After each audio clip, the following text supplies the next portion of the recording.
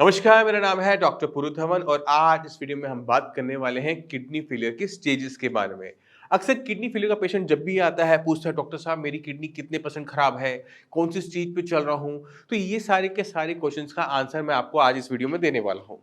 तो हम जब भी किसी की इवेल्युएशन करते हैं कि इसकी किडनी कितने परसेंट खराब है, कितने स्टेज पर है, वो हम करते हैं जीएफआर के थ्रू। जीएफआर का मतलब होता है ग्लोमेरुलर फिल्ट्रेशन रेट, यानी किस रेट से किडनी आपकी ब्लड को साफ कर रही है। तो हमें सबसे पहले निकालना पड़ता है जीएफआर।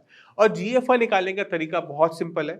जब आप अपना टेस्ट करवाने जाते हैं, केएफटी करवाते हैं, तो केएफटी के अंदर आपको क्रिएटिनिन की वैल्यू मिलती है। तो उसके साथ साथ अक्सर लैब्स आपको ईजीएफआर लिख के देती है।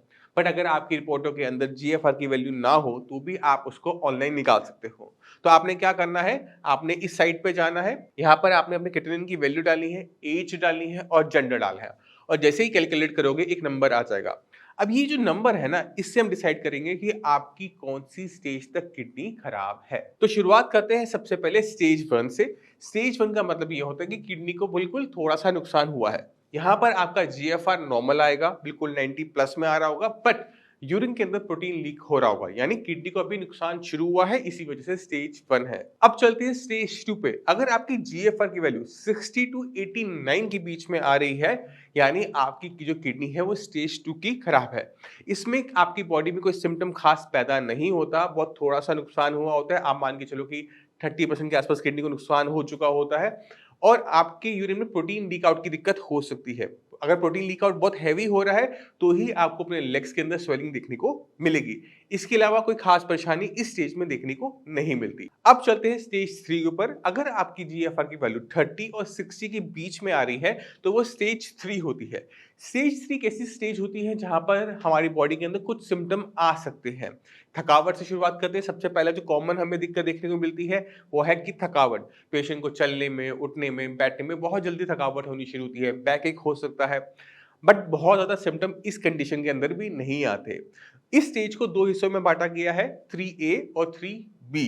3A में क्या होता है कि अगर आपका जीएफआर 60 टू 45 के बीच में है तो वो 3A है, 45 टू 30 के बीच में है तो वो 3B है। और अक्सर इसी स्टेज पे जाकर पेशेंट को पता लगता है कि किडनी खराब हो रही है।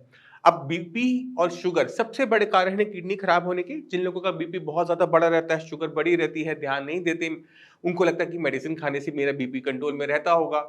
ऐसे लोगों की किडनी हम इस स्टेज पर पाते हैं कि यहाँ पर हम जाकर पता लगता है कि किडनी खराब हो रही है। अब चलते हैं स्टेज 4 के ऊपर। अगर आपका जीएफआर 29 टू 15 के आसपास होता है तो इसे हम स्टेज 4 ऑफ किडनी फेलियर कहते हैं। यहाँ तक पहुँचते-पहुँचते क्रिएटिनिन लेवल 4-5 तक ऑलरेडी टच कर चुका होता है। अगर आपकी एज ज़्यादा है तो यही स्टेज 5 हो जाएगा।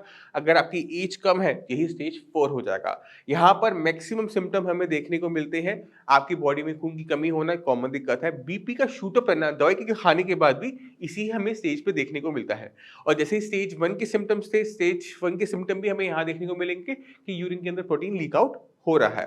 हीमोग्लोबिन की कमी हमें देखने को मिलेगी, थकावट देखने को मिलेगी, बैकएक देखने को मिलेगा और आपको यहाँ पर अपनी इचिंग, स्किन में इचिंग भी देखने को मिल सकती है, रैशेस भी देखने को मिल सकते हैं। अब चलते हैं स्टेज 5 पे। अगर आपका जीएफआर 15 से भी नीचे चला जाए तो उसको हम स्टेज 5 कहते हैं।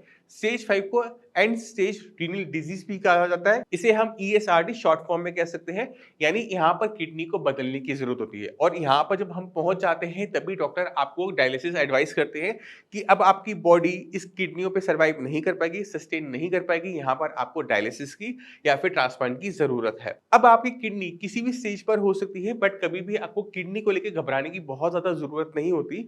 आपको बीमारी को समझना पड़ता है।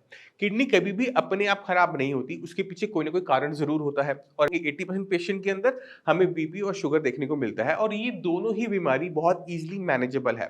अगर आप अपना बीपी और शुगर कंट्रोल कर लेते हो तो किडनी और खराब होना बंद कर देती है। जब वो और खराब होना बंद कर देती है तभी किडनी अपने फंक्शंस को सुधार सकती है, जैसे आप इस रिपोर्ट में देखो। तो आपने खुद देखा, रिपोर्टों में चेंजेस आ सकते हैं, जीएफआर बढ़ाया जा सकता है, क्रिएटिनिन घटाया जा सकता है, बट उसके लिए आपको बीमारी को बहुत अच्छे तरीके से टैकल करना पड़ता है। ना सिर्फ आपको अपनी बीमारी को अंडरस्टैंड करना है, आपने अपनी डाइट का भी बहुत अच्छे तरीके से ध्यान रखना होता है। अगर आप कोई भी चीज़ ज़रूरत से ज़्यादा खाओगे तो दिक्कत है, ज़रूरत से कम खाओगे तो दिक्कत है। अगर आपने प्रोटीन इंटेक बंद कर दिया, बॉडी में दिक्कत आएगी। प्रोटीन इंटेक ज़्यादा कर लिया, क्रिएटिनिन बढ़ जाएगा। इसी तरह से अगर आप ऑयली सामान ज़्यादा खा रहे हो, डीप फ्राइड ज़्यादा खा रहे हो, तो यूरिया के लेवल बहुत तेज़ी से बढ़ने शुरू हो जाते हैं। तो बहुत सारी चीज़ों पे काम करना पड़ता है इस किडनी को सँभाले रखने के लिए। अगर आपके माइंड में कोई भी डाउट है, कुछ भी पूछना चाहते हो, तो डॉक्टर्स की टीम पूरी अवेलेबल होती है। आप मुझसे भी आके मिल सकते हो और किसी भी स्टेज पर आप क्यों ना हो, आपकी बीमारी को बहुत अच्छे तरीके से हैंडल किया जा सकता है, जैसे मैंने आपको दिखाया। इसी के साथ आपसे विषय में चलने की आज्ञा चाहूँगा। मिलते हैं अगली वीडियो में, तब तक के लिए नमस्कार।